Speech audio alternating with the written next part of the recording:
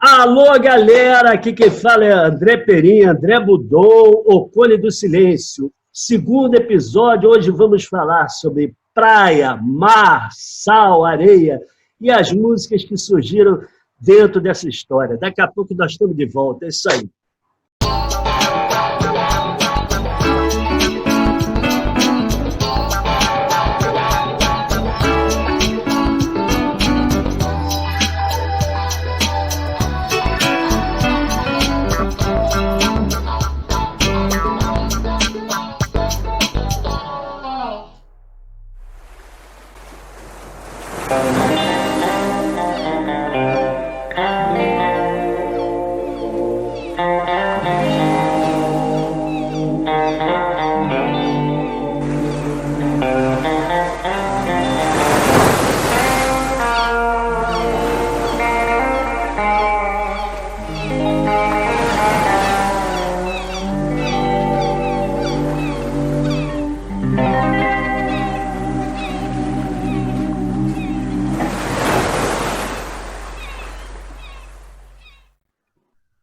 Pois é, estamos de volta.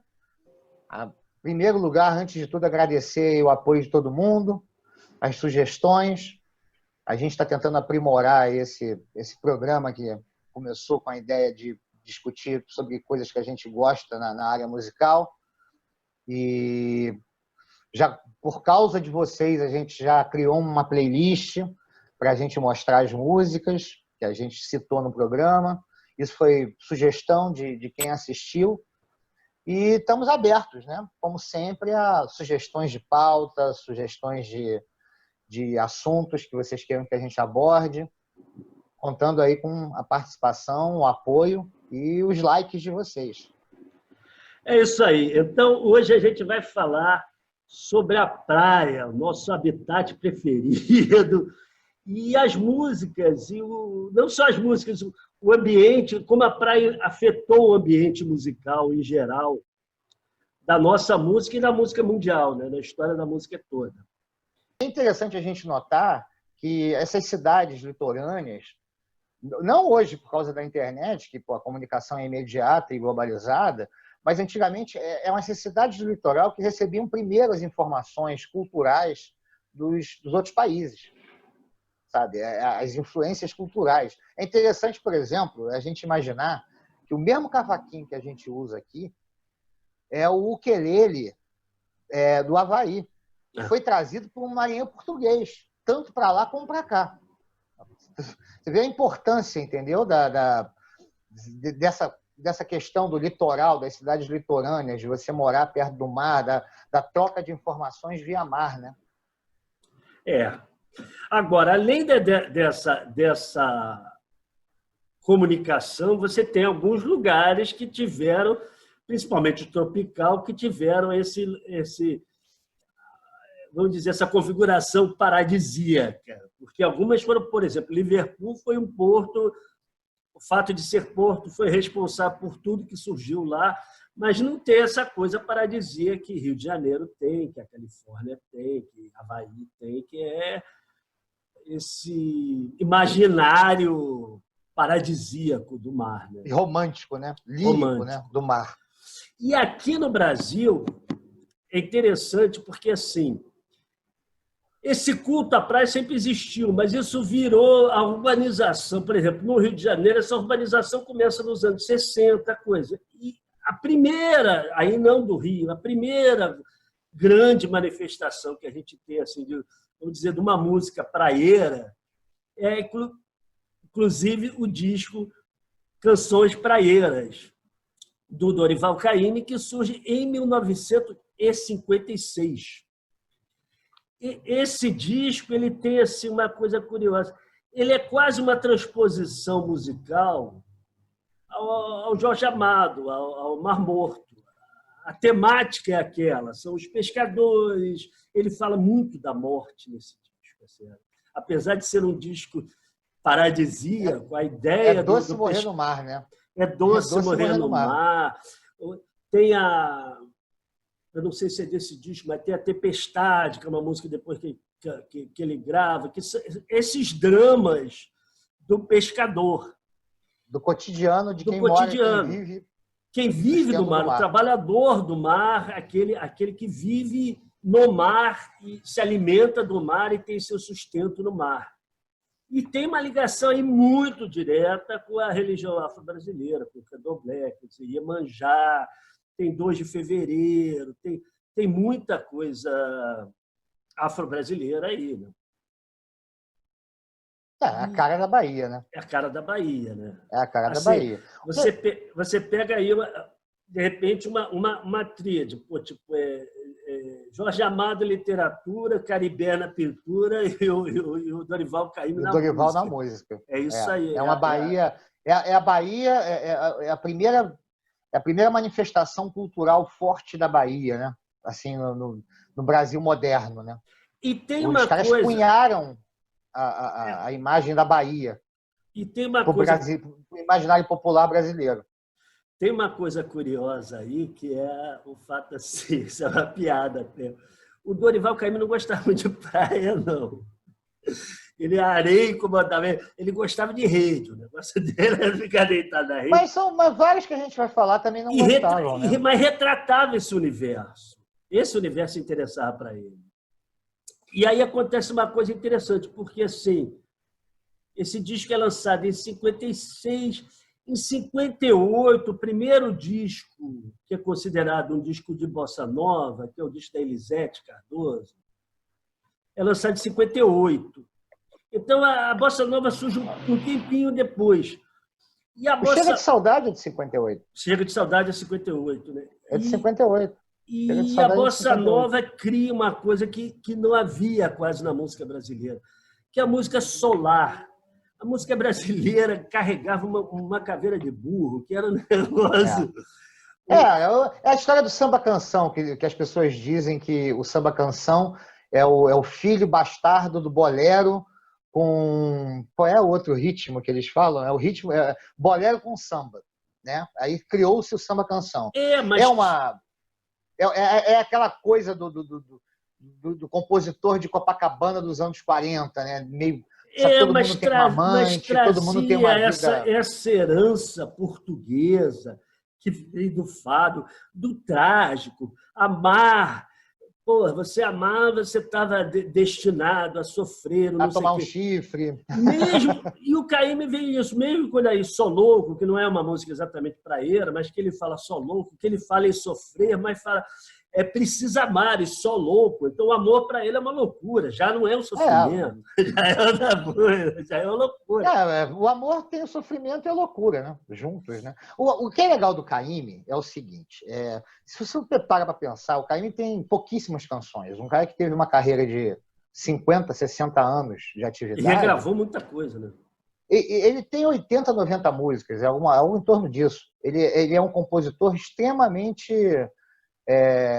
ele é um preguiçoso, né? Ele não gostava. Ele gostava de rede. Mas o Caymmi é inacreditável uma coisa, cara. Algumas músicas do Caymmi parece que não tem um compositor. Elas elas conseguem captar, entendeu? O imaginário popular, elas parecem cantigas de roda que não tem um compositor específico. Maracangalha, Acalanto, Boi da Cara Preta. Isso parece que não tem um compositor, parece que vem desde sempre. É igual essas músicas de roda que as crianças cantam quando são pequenas. Ele tinha uma capacidade de pegar, de liricamente, entendeu? Explorar o imaginário, o inconsciente coletivo do Brasil e trazer para a música. Parece que ele não é o dono da música, cara. Não, e o que acontece daí que a gente está falando da bossa nova, quando vem a bossa nova, o compositor, o artista mais, vamos dizer, que foi poupado das críticas da bossa nova foi o Caymmi. A bossa nova foi quase uma consequência do Caymmi, quando muitos outros foram considerados ultrapassados, e não era nem ultrapassado, mas diziam uma outra coisa. E o Caymmi não. Você teve um movimento contra a bossa nova, exatamente desses compositores que se sentiram jurássicos. Do dia para a noite ficaram velhos. O Antônio Maria, de uma hora para outra, o Antônio Maria, que era o Ninguém Me Ama, Ninguém Me Quer, Ninguém Me Chama de Meu Amor, se sentia um dinossauro, embora ele tivesse a mesma idade do Tom, ele era cronologicamente mais ou menos da mesma idade do Tom, do Vinícius. Eles tinham mais ou menos a mesma idade, entendeu? Ele não era um fóssil, mas a música dele, de repente, até por causa do João Gilberto, né? Porque mudou completamente a forma de cantar aqui no Brasil. Você já tinha, tudo bem, você tinha o Johnny Alf, você tinha o Dick Farney, mas ele, quando ele gravou Chega de Saudade, teve gente falando que teve um jornalista em São Paulo que achou que o cara estava com resfriado quando gravou. Porque não tinha voz, entre aspas. Tem uma teoria, e aí também as pessoas começam a especular, que a Bossa Nova ganhou esse negócio de cantar baixinho porque eles se reuniam nos apartamentos. E os vizinhos reclamavam. Então começaram a cantar baixinho. E até o negócio da bateria com escovinha isso era uma doença, né? A bateria com a escovinha da Páginas Amarelas. Na lista tinha que ser, e tinha que ser tinha que ser as Páginas Amarelas, porque tinha um som diferente.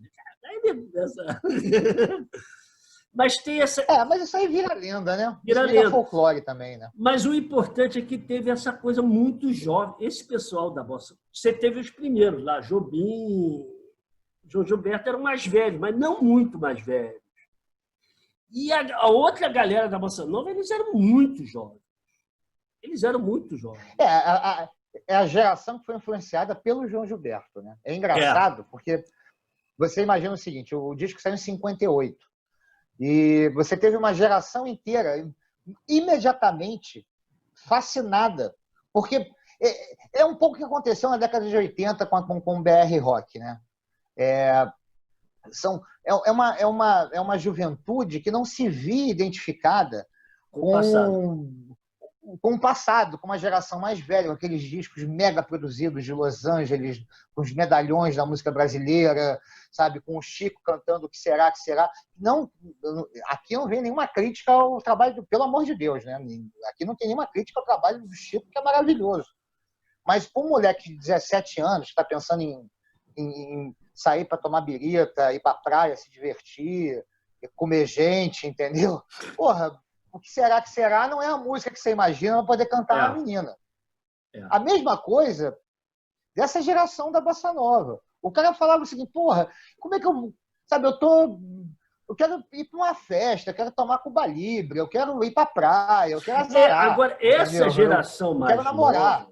Essa geração mais nova, ela vivia a praia. Daí é outra praia, não é a praia do Caíme, não é os moradores, o trabalhador do mar. Era uma galera que vivia a praia. O Menescal e o Bosco mergulhavam. O barquinho não é uma coisa poética. O Bosco ele não mergulhava, não. Ele ficava enchendo a cara dentro do barco. O Chico Feitosa mergulhava, que era o fotógrafo da galera. Sim, mas eles viviam. Eles viviam. Não, viviam. Os caras tinham uma casa em Arraial do Cabo, ou em Búzios, eu não lembro qual é a cidade. Sim, na região dos lagos. Eles iam religiosamente, fim de semana, pescar. O mar não era uma abstração poética, era uma coisa que eles viviam. Tem uns que não. Por exemplo, o Jobim, apesar de ele adorar a natureza, a praia, o Jobim acontece o seguinte, ele casa muito cedo. O Jobim casa com 20 ele casa anos. muito cedo e tem que ganhar a vida muito rápido. E tem que ganhar a vida. Né? Ele toca de noite, de madrugada até de manhã. Ele começa a ser copista de dia. De música então o cara é copista de dia e tocava de noite. Então o cara não tinha hora para ir à praia. É bom explicar o que é copista, né? O Jobim transcrevia. É bom explicar o que é copista na música, né? O Jobim transcrevia as músicas de sambistas, de compositores que não sabiam escrever música. O cara chegava lá com a caixinha de fósforo, cantarolava a música, o Jobim ia lá e escrevia, sabia para isso, ia lá e escrevia. A melodia e a harmonia da música para registrar. Então, assim, o Jobim era um que, tipo assim, o cara vivia à noite, então não tinha como viver essa coisa da praia. Mas a Bossa Nova e tudo... Inclusive o João Gilberto. Acho que o João Gilberto não era muito praieiro, apesar de ter fotos dele na praia. Todo vestido. Ele odiava a praia. Mas tem foto dele todo vestido, cheio de mulher em volta. São vestidos. da praia vestido. As únicas Ele fotos... parece feliz lá, não sei se é por causa do mar ou se é por causa da... Mas ele não gostava de O mar. João Gilberto tem uma história maravilhosa. O João Gilberto tem uma história maravilhosa dele em Cabo Frio com esse povo, né? Eles finalmente conseguiram, depois de muito tempo insistindo, convencer o João Gilberto a ir com eles para uma pescaria na região dos lagos. Acho que eu não me lembro qual é a cidade. Pode ser Búzios, Cabo Frio, não importa. Aí, quando ele chegou lá, ele falou, não vou entrar em barco nenhum, vou ficar aqui. Aí os caras falaram, então você espera a gente aqui e a gente vai pescar e volta. Só que ele, literalmente, ele entendeu a coisa de uma forma literal. Acho que o João Gilberto era meio autista, não é possível. Ele ficou esperando, literalmente, embaixo de um sol de derreter catedral, os caras irem pescar e voltar 6 horas depois. Quando eles chegaram no pier, o João Gilberto estava lá, roxo, insolado, entendeu? Com queimaduras. Porra, por que vocês fizeram isso comigo? Vocês são muito maus para mim. Nunca mais ele botou o pé numa praia.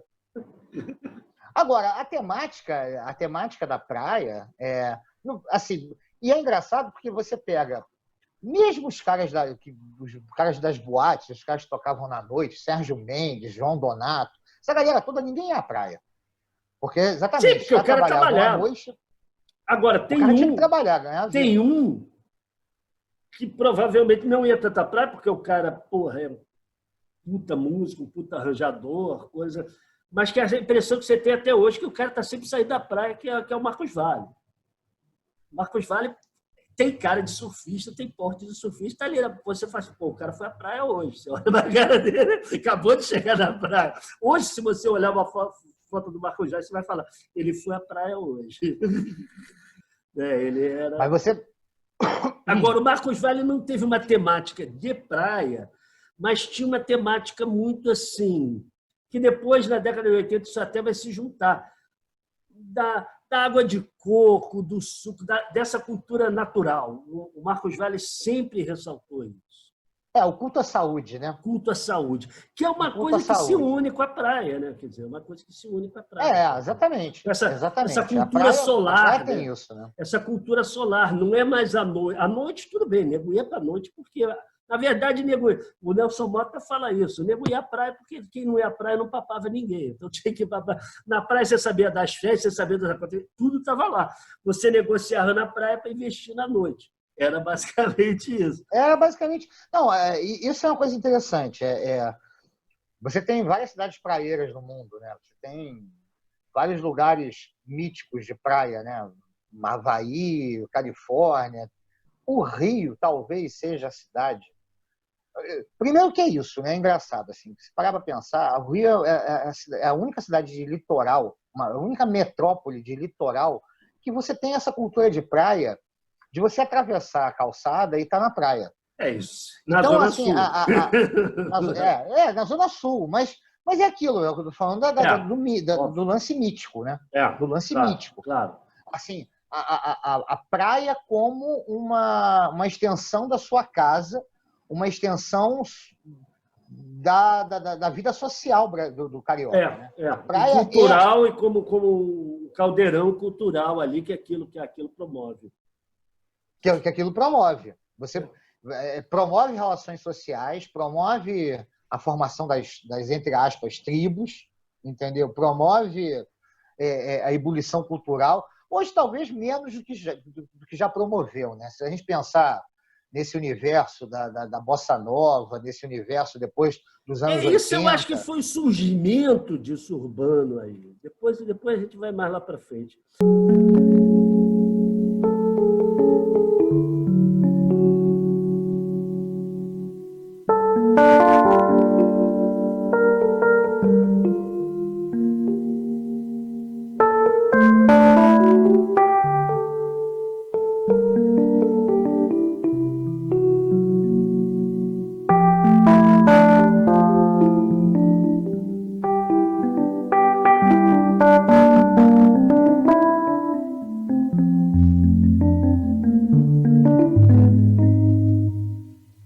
Agora, tem a gente chega um pouquinho para o fim da Bossa Nova, a gente tem duas figuras que fizeram parte disso, que já vão para uma coisa mais riponga, vamos dizer assim, que é o Vinícius e o Toquinho. Né? Os dois se largaram na Bahia, né? Os dois O Vinícius... E é muito engraçado, porque o Vinícius era diplomata. O Vinícius tem uma carreira literária grande, assim, grande, relativamente grande, extremamente tudo, existencialista, né? É quase deprê os poemas do Vinícius. E na hora que ele vai para a música popular, ele cai na entrega, né, do amor. E o Vinícius era multitarefa, né, cara? O Vinícius, o cara era crítico de cinema, era diplomata, aí se trancou com o Baden Powell para fazer os afro-sambas. Os afro-sambas, sim. Os dois saíram do afro-sambas direto para a Clínica São Vicente, estoporados de álcool. Mas, ao mesmo tempo, exatamente, foi pegar o Toquinho, que era muito mais novo, era de uma outra geração, não era essa geração da Bossa Nova, se bandeou para a Bahia, ficou lá largado, se dizia o branco mais preto do Brasil, e compôs músicas praeiras maravilhosas, né?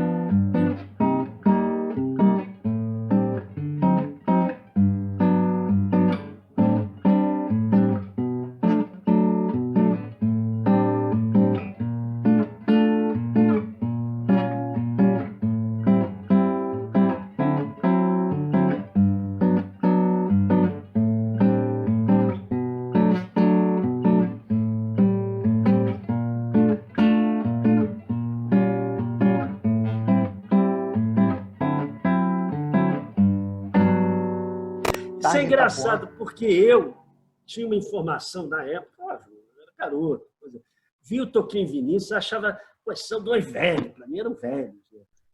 Hoje eu vejo assim e falo, cara, eram dois hippies. Era dois hippies. Dois vida completamente mansa no bom sentido. Completamente ripongas, assim, deitados lá na praia, Itapuã, aquela coisa. Itapuã, a impressão que dá do Vinícius é o seguinte.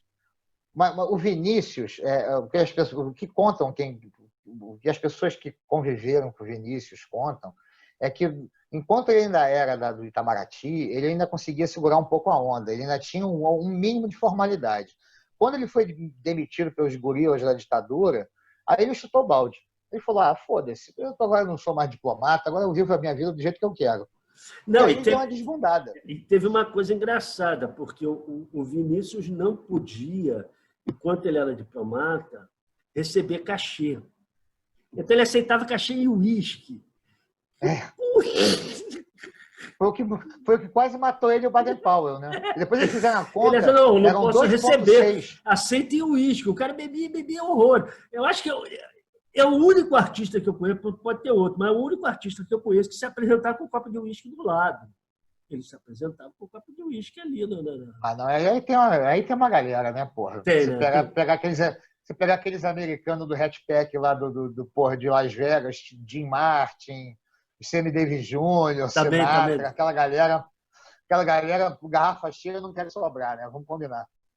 Esses caras todos, né? Tem a história maravilhosa do Vinícius com Tom Jobim, quando eles, para tal parceria que todo mundo dizia que eles tinham que fazer músicas juntos, o Lúcio Rangel diz que foi ele que apresentou os dois, eles já se conheciam, já se cruzavam nas boates de Copacabana há séculos, mas quando eles começaram a compor, o Vinícius ia para a casa do Tom, na Nascimento e Silva, e a coisa não estava andando. Até um dia que o Vinícius chegou lá com uma garrafa de uísque e falou assim, olha, cerveja é perda de tempo. E começaram a trabalhar. Aí a coisa desandou, aí a coisa andou, né? Estava emperrada, mas aí eles começaram a abrir o baú e fazer as músicas, né? Essa relação com a praia assim, não é uma coisa só brasileira. A gente, logo depois, no início da década de 60, a gente vai ter esse mesmo paraíso na Califórnia, né? Surgimento da surf music, que teve várias histórias. E também tem aquela coisa, era o clima. Surf music era o clima, né? Era o clima. Eu acho que, acima de tudo, é o seguinte. era música infanto-juvenil, né, cara? Era música foi a primeira música junto com rock and roll. O que acontece, né? Até os anos 40, até a Segunda Guerra Mundial, não tinha a noção do que era um adolescente. O adolescente era um jovem adulto, né? Você não tinha a cultura do teenager, né? Você começou a ter isso economicamente por causa da explosão do baby boom nos Estados Unidos, e depois essa cultura foi exportada para o mundo inteiro. E esse surgimento mesmo da figura do adolescente. O cara não é um adulto e não é uma criança. E é um consumidor, né? Porra, o cara consome produtos. Assim, o jovem consome produtos voltados para o jovem. Você não tinha um mercado jovem até o final da Segunda Guerra Mundial. E você passou a ter.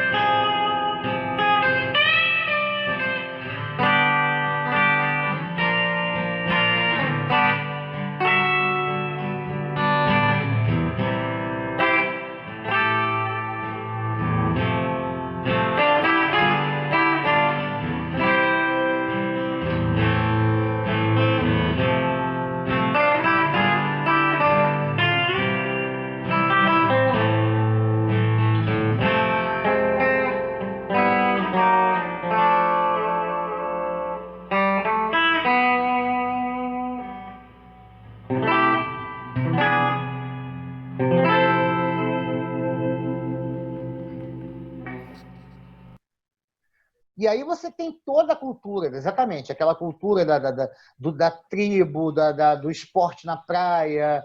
E você surgiu também a música, a trilha sonora para essa galera. Eu acho que também veio uma coisa aí um pouco do cinema, porque teve aqueles filmes do Elvis, por exemplo, tiveram dois, o Feitiço Havaiano e o Seresteiro de Acapulco, que é um dos filmes que tem a tradução, eu acho que compete com os reis do Iê. Compete com os reis do Iê. É o Seresteiro de Acapulco. Esses filmes fizeram uma geração. E também a Turma da Praia, que era com Frank Avalon. Frank Avalon, que é isso é muito antigo. Isso é muito antigo, mas assim, você aquelas pranchas enormes, né, os caras cabelo no mexe, né, aquela coisa. É muito de uma época, né? Você pensa bem, Beach Boys, que é a banda que todo mundo lembra de surf music, que de surf music fizeram muito pouco.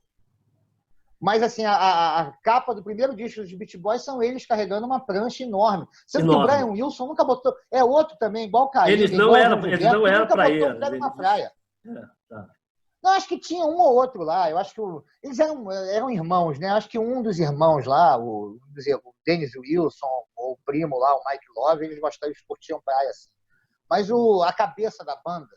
Porque o Beach Boys, vamos combinar, é a banda de um cara, né? Não, e até assim, aquela coisa, independente do estilo, você estourar, gravar disco atrás de disco, fazer turnê atrás de turnê, você não tem tempo para ir à praia. Com certeza, né? Você vende esse estilo de vida que você não leva, né? Na verdade. Vou fazer uma pergunta, você como guitarrista, aí você vai ter mais informação disso que tanto os Beach Boys quanto outros grupos que tiver, quer dizer, o Dick Dale, que era guitarrista, os Ventures, eram as bandas de surf music. Eles não adotaram a coisa que vem do rock, da guitarra distorcida. É uma guitarra... São os efeitos muito mais... Tem distorcida também, mas é uma guitarra mais limpa. Mas é uma guitarra mais limpa. Né? Mas eu acho que... aí é interessante. A surf music, assim, mais que qualquer outro gênero do rock and roll, ela se beneficiou da tecnologia de um maluco chamado Léo Fender, cara.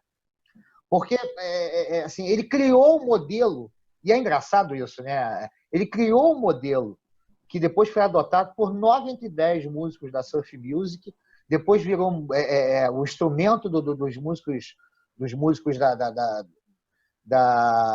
alternativos da década de 70, que é a Jazzmaster, né? Que é uma guitarra que ele projetou para ser usada por músicos de jazz, nenhum jazzista usou na vida. Entendeu? O Fender é foda. Assim, desculpa o trocadilho, mas o cara construiu.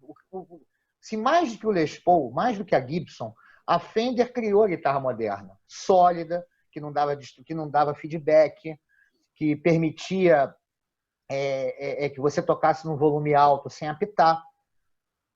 Ele criou o amplificador, colocou lá o reverb, lá o tanque de reverb para você...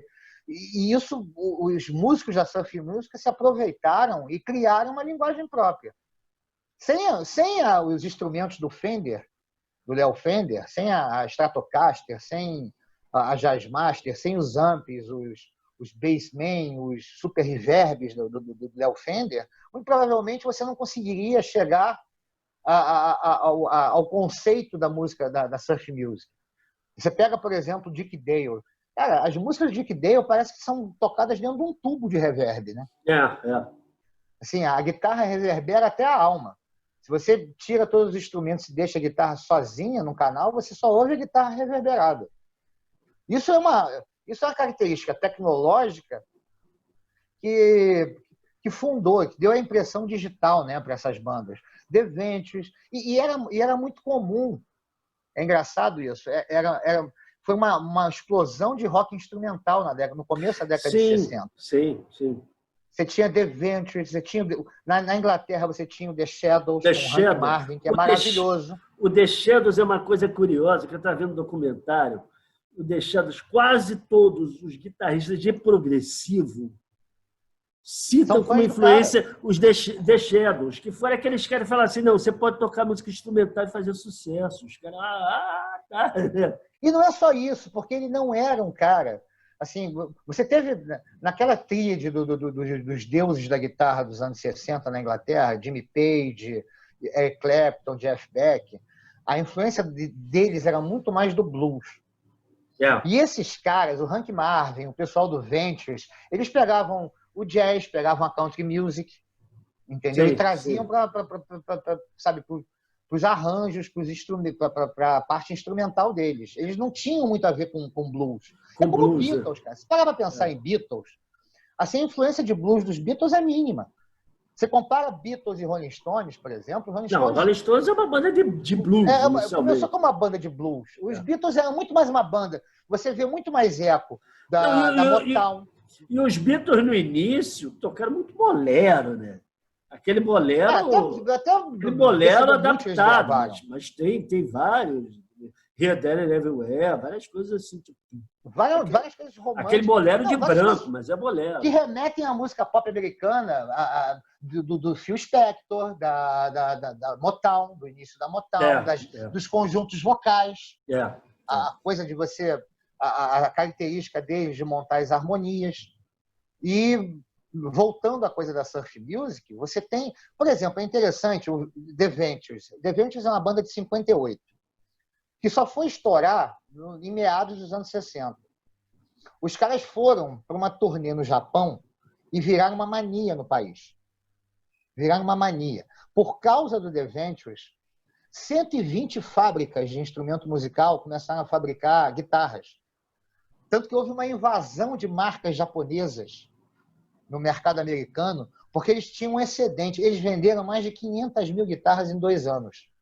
O Japão consumiu 500 mil de guitarras em 2 anos, por causa do The Ventures. O sucesso dos caras no Japão foi inacreditável.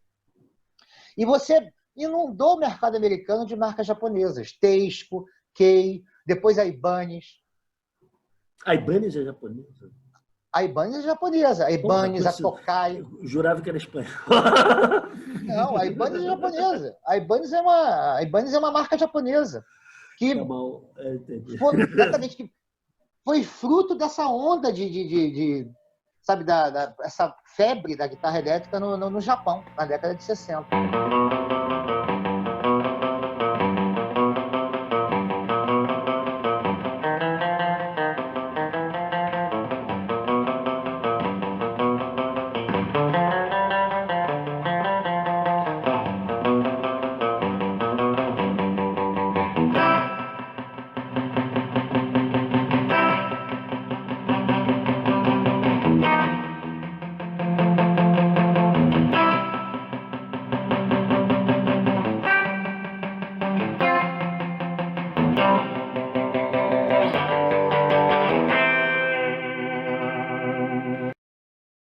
Agora, voltando para o Brasil, a gente já está na década de 70 e vamos falar um pouco sobre a famosa Dunas do Barato. As Dunas do Barato surgiram com a construção do emissário submarino. Para aqueles que são mais novos. O famoso telégrafo de merda, né?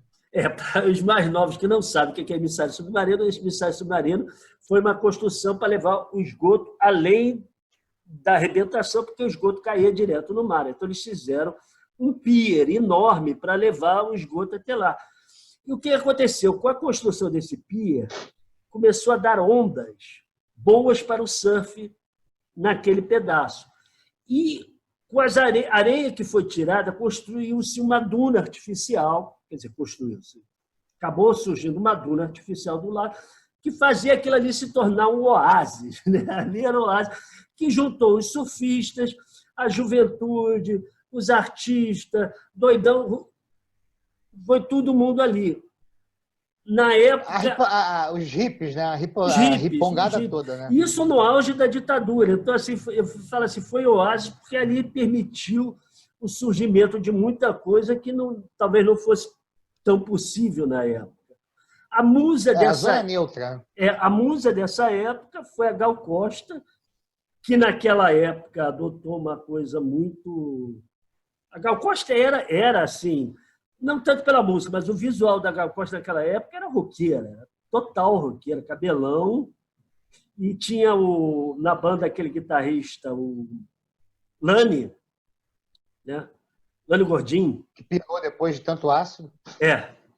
Que era uma guitarra extremamente distorcida, era um negócio, coisa... E isso vai dando uma cultura ali. O Caetano ainda estava... Depois ele volta para o Brasil, começa a frequentar ali, e ali virou um lugar de uma troca de informação muito grande. O Caetano, a gente falando aqui, o Caetano teve uma coisa praieira muito forte. Apesar de que você não vai encontrar músicas do Caetano, muitas, falando especificamente sobre praia, mas ele tem discos assim. Tem Menino do Rio, né? Tem Menino do Rio, que é hino, né? Mas você tem música, você tem pelo menos 2 discos que tem a foto dele na praia. Na praia. Que é o Cinema Transcendental. E aquele que não tem Caetano. Nome, que é o... o Caetano, tem o Soneguinha. Esse disco é maravilhoso. Tem Noite de Hotel. Esse disco é um dos melhores discos do Caetano. Ninguém lembra muito dele. Engraçado. É maravilhoso. É um disco maravilhoso. E essa época... rolou uma ebulição, depois de um tempo o emissário fica pronto, o pier desaparece, mas isso acaba dando resultado na década de 80, início da década de 80, para 2 lugares, Arpoador e Posto Novo, que se tornam os pontos de efervescência. O epicentro da cultura carioca. E essa época... Isso aí é interessante, porque essa época do início dos anos 80, eu acho uma época muito interessante. E eu acho que ela foi mal vista, porque depois veio o rock, e o rock concentrou toda a atenção da década de 80. E essa época foi uma época assim, muito indefinida. Eu acho assim, estava começando uma abertura que não veio via política, a abertura veio de comportamento. Então, assim, se a gente pegar, foi a época que surgiu o windsurf, asa delta, sanduíche natural, açaí, saladas, teatro besterol, os grupos de teatro, sarau de teatros, que tinha os camaleões, mães e manias.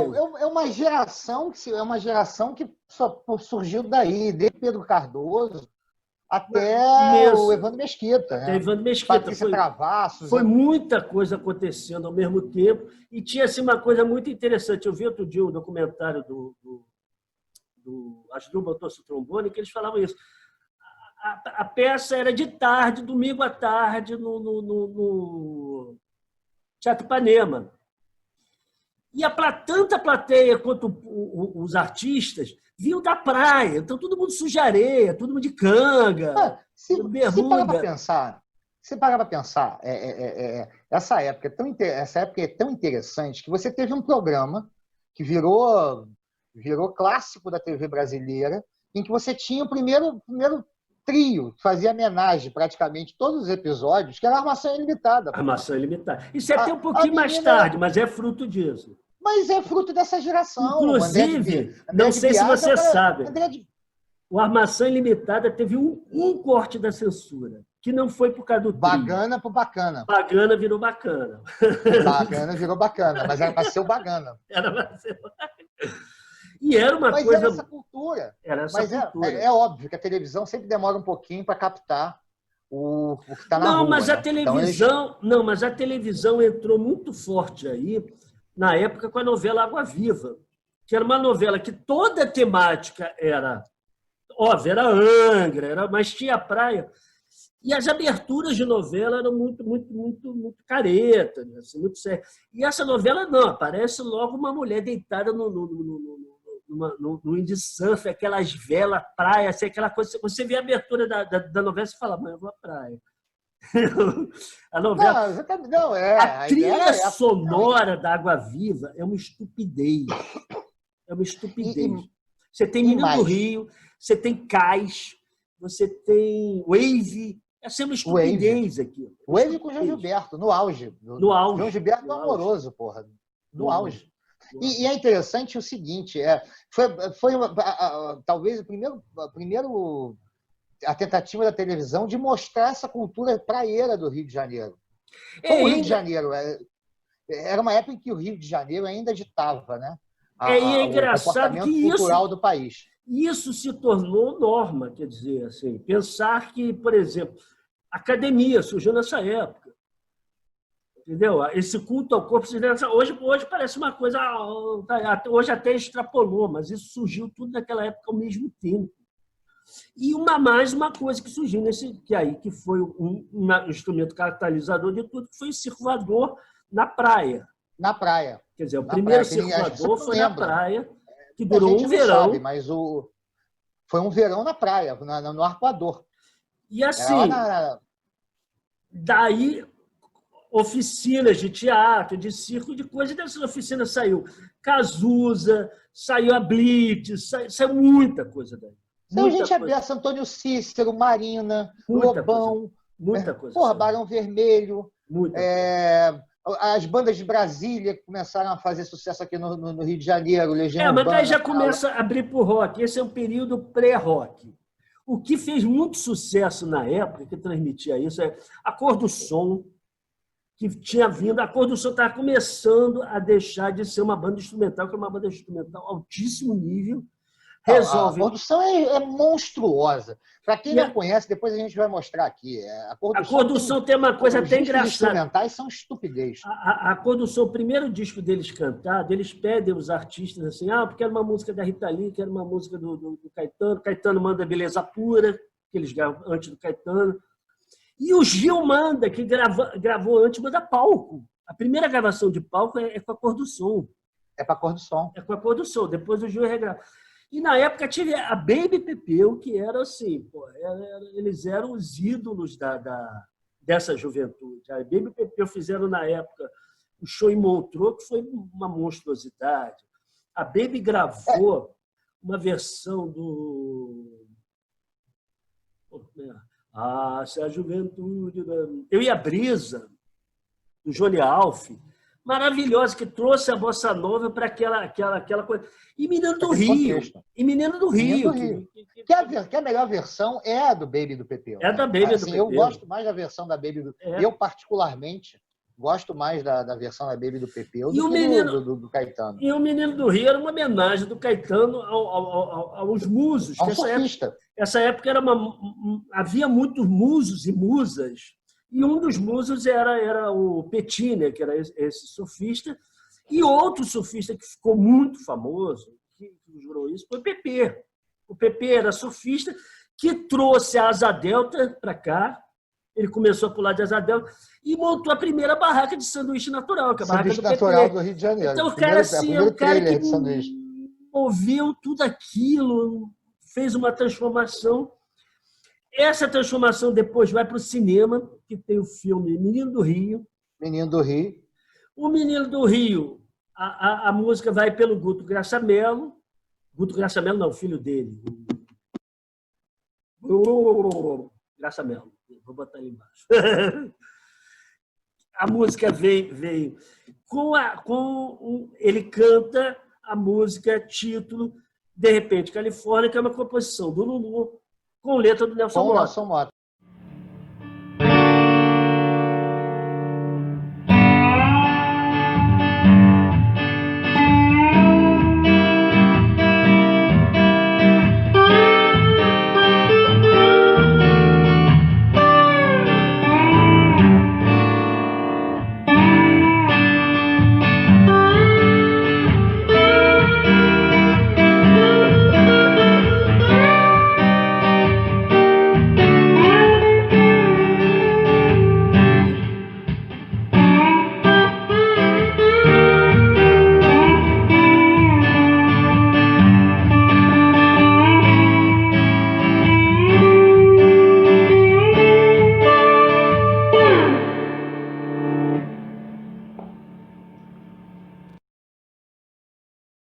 O Lulu explode aí e o Lulu faz uma coisa que é engraçado, porque assim, se apresenta muito novo, mas ao mesmo tempo ele faz uma jogada. O Lulu depois grava Como uma Onda, também com letra do Nelson Mota, que é um bolero havaiano. E essa geração que já está crescendo do rock nem odiava bolero, porque os medalhões só gravavam bolero. O Caetano está numa época muito bolerística, Meu Bem, Meu Zen, Meu Mal. Gal Costa só gravava bolero. O bolero virou... Rita Lee está numa fase bolerística, entendeu? Então, bolero era assim, uma coisa vou dizer, das gravadoras. Ah, isso toca em FM, bolero. E o Lulu faz um bolero jovem, de surfista. É uma coisa assim...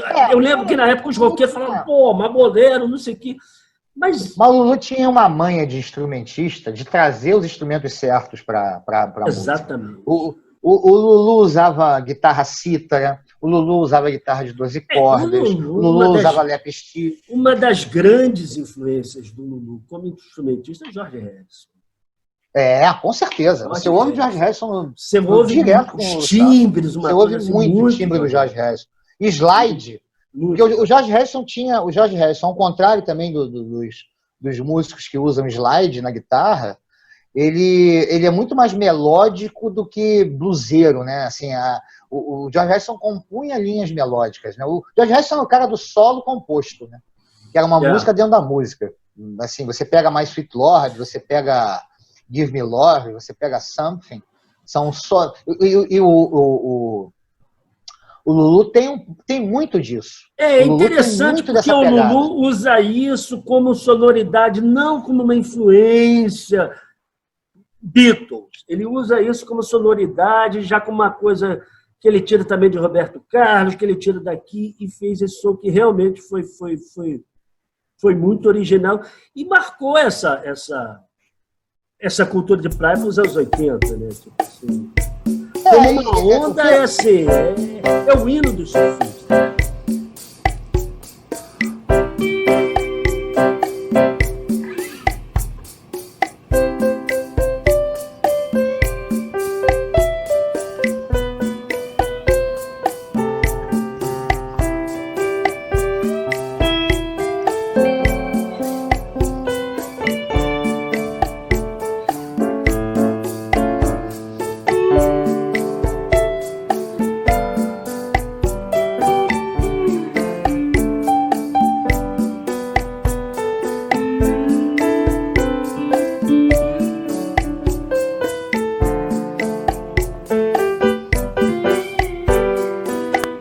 vai passar tudo na playlist desse programa. Vamos. Então, Várias gente, acho que hoje já está de bom tamanho. Espero que vocês tenham gostado. O papo foi muito bom. A gente fala muito, mas a ideia é saber. Se a gente errou alguma coisa, eu espero que vocês estejam gostando. Façam um comentário, pode vir com sugestão, que a gente está aberto. Curtam o canal no YouTube, no Instagram, no Facebook. Compartilhem, a gente precisa do apoio de todo mundo, deem sugestões, sugiram pautas, divulguem. A gente está tentando levar à frente aqui o trabalho e melhorar o conteúdo, melhorar as condições técnicas para a gente fazer um programa cada vez melhor. Até a próxima. Um abraço. Valeu, gente. Até semana que vem. Valeu.